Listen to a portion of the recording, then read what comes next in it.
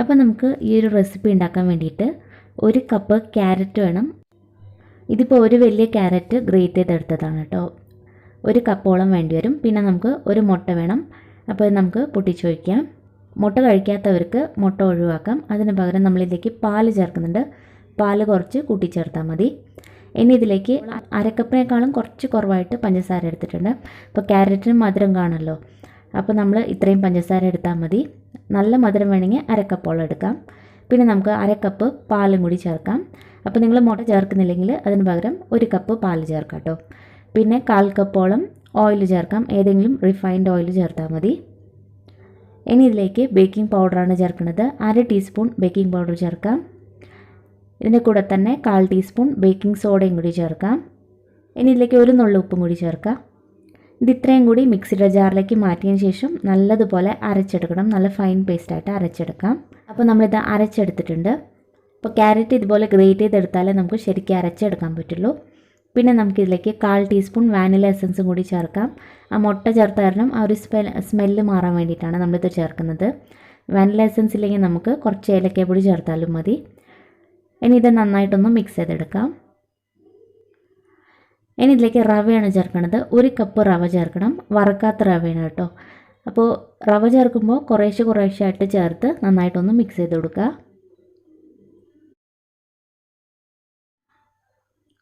അപ്പോൾ നമ്മളിത് മിക്സ് ചെയ്തെടുത്തിട്ടുണ്ട്. ഇനി ഇതൊരു 10 മിനിറ്റ് നേരത്തേക്കൊന്ന് മാറ്റി വയ്ക്കാം. റവ കുതിരാൻ വേണ്ടിയിട്ടാണ്. ഇതിപ്പോൾ ഒരു 10 മിനിറ്റ് ആയിട്ടുണ്ട്. ഈ സമയം കൊണ്ട് റവ കണ്ടില്ലേ നന്നായിട്ട് തന്നെ കുതിർന്ന് കുറച്ചൊന്ന് കട്ടിയായിട്ടുണ്ട്. അപ്പോൾ ഇത്രയും കട്ടിയിൽ ആവരുത്, നമുക്ക് കുറച്ചൊന്ന് ലൂസാക്കി എടുക്കണം. അതിന് വേണ്ടിയിട്ട് കുറച്ച് പാൽ ചേർക്കാം. ഏകദേശം ഒരു 1/4 കപ്പോളം പാലും കൂടി ചേർക്കാം. പാൽ ചേർത്ത് നന്നായിട്ടൊന്ന് മിക്സ് ചെയ്തെടുക്കാം. അപ്പോൾ നിങ്ങൾ മുട്ട ചേർക്കുന്നില്ലെങ്കിൽ ഒന്നെങ്കിൽ പാൽ ചേർക്കാം, അല്ലെങ്കിൽ തൈര് 1/2 കപ്പ് തൈരും 1/2 കപ്പ് പാലും ചേർക്കാവുന്നതാണ്. അല്ലെങ്കിൽ മുഴുവനായിട്ട് പാൽ തന്നെ ഉപയോഗിക്കാം. അപ്പോൾ ഈ ഒരു പരുവത്തിൽ നമ്മൾ മിക്സ് ചെയ്തെടുത്താൽ മതി. ഒരുപാട് കട്ടിയല്ല, അതേസമയം ഒരുപാട് ലൂസല്ല. ഈ ഒരു പരുവത്തിലാക്കിയെടുത്താൽ മതി. ഒരു പാത്രത്തിലേക്ക് മാറ്റാം. ഞാനിപ്പോൾ ഇതുപോലത്തെ ഒരു സ്റ്റീലിൻ്റെ പാത്രമാണ് ഉപയോഗിച്ചിരിക്കുന്നത്. കേക്ക് ടിന്നിലായാലും ഇത് ചെയ്യാവുന്നതാണ്. അപ്പോൾ പാത്രത്തിൽ നന്നായിട്ട് തന്നെ ഓയിൽ തേച്ച് പിടിപ്പിച്ചതിന് ശേഷം പാത്രത്തിലേക്ക് ഇട്ടതിന് ശേഷം നന്നായിട്ടൊന്ന് ടാപ്പ് ചെയ്ത് കൊടുക്കുക.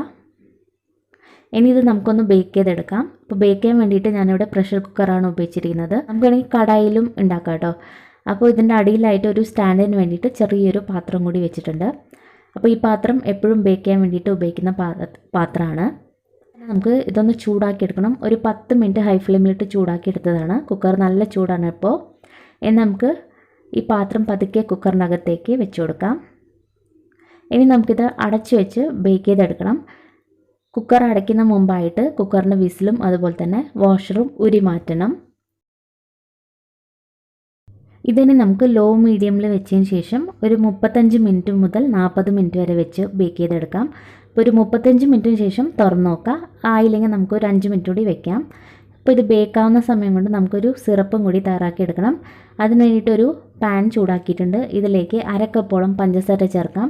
അപ്പോൾ ചൂടായിട്ടുള്ള പാനിലേക്കാണ് ഞാൻ ഈ പഞ്ചസാര ഇട്ടിരിക്കുന്നത്. പഞ്ചസാര ഇട്ട ഉടനെ തന്നെ അതേ അളവിൽ തന്നെ 1/2 കപ്പ് വെള്ളം കൂടി ചേർക്കാം. അപ്പോൾ ഇങ്ങനെ നമ്മൾ പഞ്ചസാര ചൂടുള്ള പാത്രത്തിലേക്ക് ഇടുമ്പോൾ ഒന്ന് ക്യാരമലായി കിട്ടും. അപ്പോൾ നല്ലൊരു കളർ കിട്ടും സിറപ്പിന്. അതിന് വേണ്ടിയിട്ടാണ് ഇങ്ങനെ ചെയ്യുന്നത്. ഇങ്ങനെ ചെയ്യാൻ താല്പര്യമില്ലെങ്കിൽ സാധാരണയായിട്ട് നമ്മൾ വെള്ളം ഒഴിച്ചതിന് ശേഷം പഞ്ചസാര ഇട്ടാലും മതി. അപ്പോൾ ഇതൊരു കളറിന് വേണ്ടിയിട്ട് ചെയ്തതേ ഉള്ളൂ. ഇനി ഇത് നന്നായിട്ട് തിളപ്പിച്ചെടുക്കുക. പഞ്ചസാര നന്നായിട്ട് അലിഞ്ഞ് കിട്ടണം. അപ്പോൾ നമ്മുടെ സിറപ്പും കൂടി ഇവിടെ റെഡി ആയിട്ടുണ്ട്. ചൂടുള്ള പാത്രത്തിലേക്ക് പഞ്ചസാര ഇട്ട ഉടനെ തന്നെ നമ്മൾ വെള്ളം കൂടി ഒഴിക്കണം കേട്ടോ, അല്ലെങ്കിൽ പിന്നെ പഞ്ചസാര കരിഞ്ഞു പോവും. അപ്പോൾ നമ്മുടെ കേക്കും ബേക്കായിട്ടുണ്ടോ എന്ന് നോക്കാം. ഇതിപ്പോൾ ഒരു 35 മിനിറ്റിന് ശേഷമാണ് ഞാനിപ്പോൾ നോക്കുന്നത്. അപ്പോൾ ഒന്ന് കത്തി വെച്ച് കുത്തി നോക്കുക. അപ്പോൾ ഇതിപ്പോൾ ക്ലീൻ ആയിട്ടാണ് കിട്ടിയിരിക്കുന്നത്. അപ്പോൾ ഇത് റെഡി ആയിട്ടുണ്ട്. അപ്പോൾ അങ്ങനെ ആയിട്ടില്ലെങ്കിൽ ഒരു 5 മിനിറ്റ് കൂടി എക്സ്ട്രാ വെച്ചാൽ മതി കേട്ടോ. അപ്പോൾ നല്ല സോഫ്റ്റായിട്ട് തന്നെ കിട്ടിയിട്ടുണ്ട്. ഒന്ന് തണുത്തതിന് ശേഷം നമുക്ക് ഇതിൻ്റെ സൈഡൊക്കെ ഒന്ന് വിടിച്ചെടുക്കാം. ഇനി നമുക്കൊരു ഫോക്ക് വെച്ചിട്ട് പതുക്കെ എല്ലാ ഭാഗത്തും ഒന്ന് കുത്തി കൊടുക്കാം. അപ്പോൾ ഇതിൻ്റെ അകത്തായിട്ട് നമ്മൾ ആ സിറപ്പും കൂടി ഒഴിക്കാൻ പോവാണ്. അപ്പോൾ എല്ലാ സൈഡിലേക്കും ഇതുപോലെ തന്നെ ഒന്ന് കുത്തി കൊടുത്താൽ മതി. അപ്പോൾ കേക്ക് അത്യാവശ്യം നല്ല ചൂടായിട്ടാണ് ഉള്ളത്. അപ്പോൾ ഈ ചൂടുള്ള കേക്കിലേക്ക് നമുക്ക് നേരത്തെ തയ്യാറാക്കി വെച്ചിരിക്കുന്ന സിറപ്പും കൂടി ഒഴിച്ചു കൊടുക്കാം. സിറപ്പ് ചൂടല്ല കേട്ടോ, അത്യാവശ്യം തണുത്തിട്ടുണ്ട്. തണുത്ത സിറപ്പാണ് നമ്മൾ ഒഴിക്കുന്നത്. കേക്ക് നല്ല ചൂടാണ്. അപ്പോൾ ഈ ചൂടുള്ള കേക്കിലേക്ക് നമുക്ക് സിറപ്പ് ഒഴിക്കുമ്പോൾ നന്നായിട്ട് ഇതിൻ്റെ അകത്തൊക്കെ കയറും. ഇനി ഇതിങ്ങനെ തന്നെ ഒരു 5 മിനിറ്റ് നേരത്തേക്ക് നമുക്ക് റെസ്റ്റ് ചെയ്യാൻ വെക്കാം. ആ സിറപ്പൊക്കെ നന്നായിട്ട് കേക്കിൻ്റെ അകത്ത് കയറാൻ വേണ്ടിയിട്ടാണ്. ഇപ്പോൾ കണ്ടില്ലേ, നന്നായിട്ട് സിറപ്പ് അകത്തൊക്കെ കയറിയിട്ടുണ്ട്. ഇനി ഒരു ഭംഗിക്ക് വേണ്ടിയിട്ട് കുറച്ച് കാഷ്നട്ട് ചെറുതായിട്ട് കട്ട് ചെയ്തതാണ്, അതും കൂടി നമുക്ക് ഇതിൻ്റെ മുകളിലായിട്ട് ഇട്ട് കൊടുക്കാം. അതിനുശേഷം ഒരു സ്പൂൺ വെച്ച് ഇങ്ങനെ പ്രസ് ചെയ്ത് കൊടുത്താൽ മതി. ഇത് നന്നായിട്ട് തണുത്തതിന് ശേഷം നമുക്ക് പാത്രത്തിൽ നിന്ന് വിടിയിച്ചെടുക്കാം. അപ്പോൾ ഇതിൻ്റെ മുകളിലായിട്ട് കുറച്ചും കൂടി കാഷ്നട്ട് പൊടിച്ചത് ചേർക്കുന്നുണ്ട്. കാഷ്നട്ട് അല്ലെങ്കിൽ നമുക്ക് ബദാമോ എന്ത് വേണമെങ്കിലും ചേർക്കാം കേട്ടോ. അതൊക്കെ ഒരു ഭംഗിക്ക് വേണ്ടിയിട്ട് ചേർക്കുന്നതേ ഉള്ളൂ. മാത്രമല്ല നല്ലൊരു ടേസ്റ്റും ആയിരിക്കും ഇടയ്ക്കിങ്ങനെ കടിക്കാൻ കിട്ടുമ്പോൾ. അതില്ലെങ്കിൽ നമുക്ക് കോക്കനട്ട് പൗഡർ വേണമെങ്കിലും മുകളിലൊക്കെ വിതറി കൊടുക്കാം. അപ്പം നല്ല സ്പോഞ്ചിയും ജ്യൂസി ആയിട്ടുള്ള ഒരു കേക്കാണ്, നല്ല ടേസ്റ്റി ആയിരിക്കും. നിങ്ങൾക്ക് കണ്ടാൽ തന്നെ മനസ്സിലാവും നല്ല സോഫ്റ്റാണ്. ആ സിറപ്പൊക്കെ അകത്ത് കയറി നല്ല സോഫ്റ്റായിട്ടാണുള്ളത്. പിന്നെ ഞാൻ സിറപ്പ് ഇത്രേ ചേർത്തിട്ടുള്ളൂ, എന്നെങ്കിൽ സിറപ്പ് അധികം ഉണ്ടാക്കി ഒഴിച്ചു കൊടുത്താൽ മതി.